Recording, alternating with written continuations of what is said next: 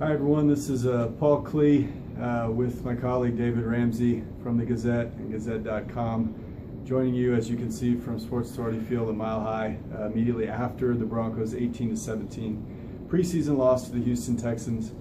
David, what is your one takeaway from tonight's game? I don't get to do four takeaways. Oh well. It's one thing to hear about somebody. It's another thing to see somebody, and that's we've heard about Emmanuel Sanders, we've heard about what he can do, and now tonight Broncos fans got to see what he can do, and it was, I thought, dazzling. The first touchdown tonight, I think, was mostly about a great throw by Peyton Manning. But the second touchdown, I think, had probably more to do with Sanders stretching himself out to the very limit, making a great lunging catch. I think that's one of the exciting, riveting things about this 2014 season is the Manning-Sanders hookup, which I think leads directly to your subject, Paul. Well, I think you make a good point. If there's one thing we could change about Emmanuel Sanders' touchdown, it's his touchdown celebration, which, if you noticed, he actually jumped into the wall instead of into the crowd, so we just needed to get a little bit higher. But sterling performance from the free agent.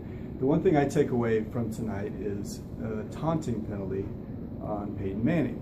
It's not something that we've been witness to since he's been with the Broncos. It's actually the first of his career.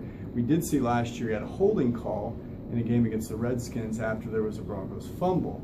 And the only reason I remember that is because it was so startling to see a flag called on the quarterback. I think tonight, or in the big picture, we know that everything Peyton Manning does is calculated.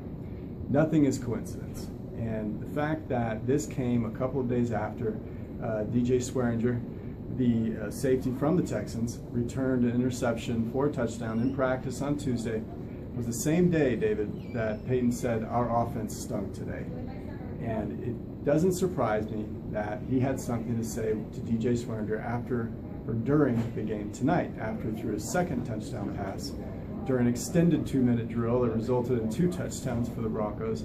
It didn't go unnoticed by his teammates, there's no doubt. The sideline loved it, his huddle loved it, certainly Wes Welker loved it after he had his dome rung again, and that's what's going to stick with me tonight. For David Ramsey, this has been Paul Klee of the Gazette and Gazette.com.